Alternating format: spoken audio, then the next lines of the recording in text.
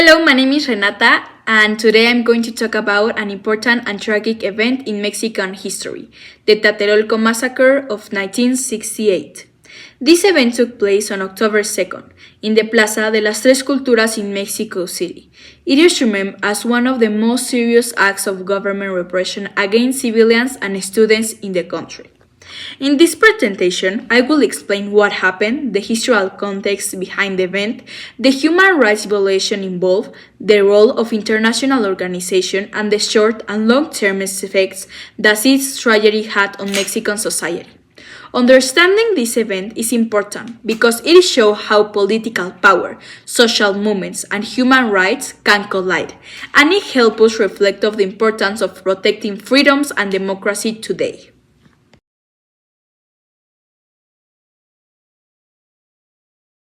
But what happened?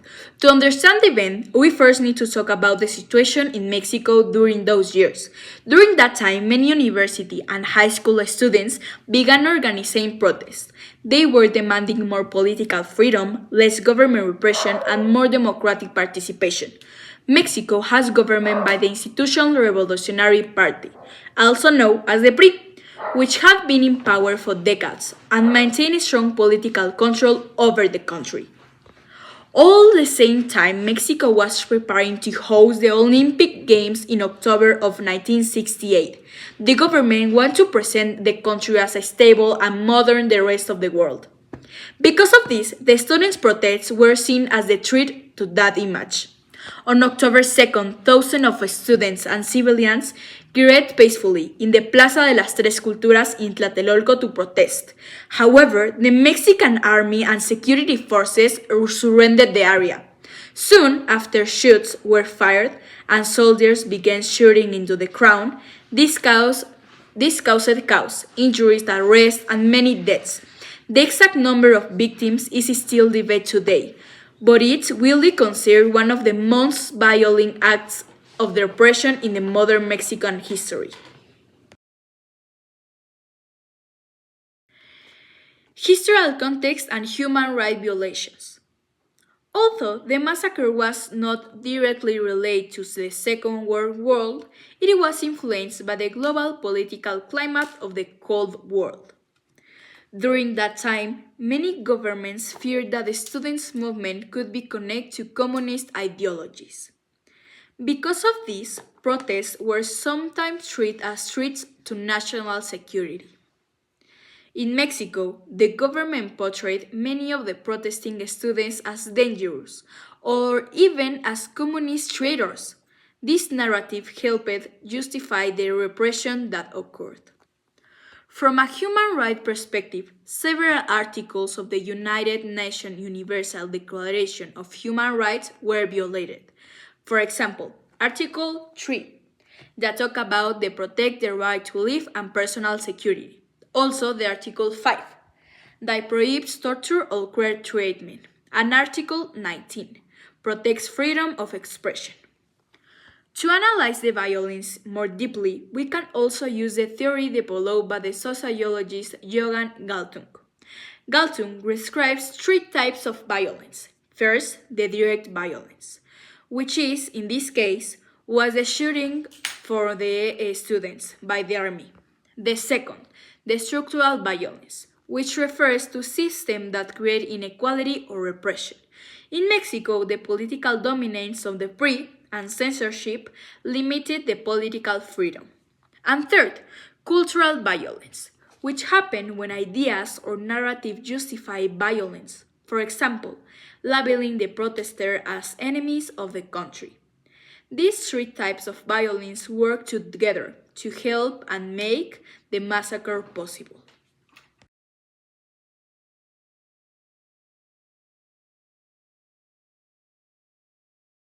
But what happened with the international organization participation?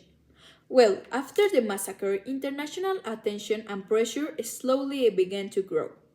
Organizations such as the Organization of American States helped bring more awareness to the situation and encourage investigation into what had happened. However, when evaluating the response of international organizations, We can analyze it using something called the solutionary scale. On the x-axis, which measures how much the response addresses the root causes of the problem, I gave them a 2 out of 5. This is because most actions focus on investigating the event rather than the transforming the deeper political structure that allowed it to happen, such as the long-term dominance of the PRI. For example, investigations in the 2000s did not result in a strong legal consequence. Former President Luis Echeverría was arrested in 2006, but he was later released in 2009 because the statute of limitation had expired. On the y-axis, with measure most got or least warm, the response also received a 2 out of 5. Although international attention increased, awareness about the massacre, justice for the victims and their family was delayed for decades. Because of this, many families never received full accountability or reparations. This position of the graph shows what the action achieved something called negative peace, meaning that violence stopped temporarily, especially so the Olympics could continue. But the deeper causes of the injustice were not fully addressed.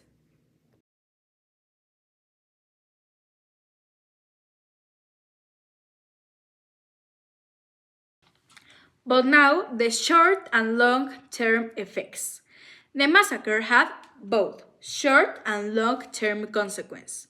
In the short term, the repression created what is called negative peace. The protests were suppressed, and the government was able to maintain order during the Olympic Games. This allowed the international event to continue without major unrest, which helped protect Mexico's diplomatic image at the time. However, the long-term effects were much more complex. Although the event became an important symbol in the Mexican history and remained part of the country's collective memory, and also remind that the justice is incomplete.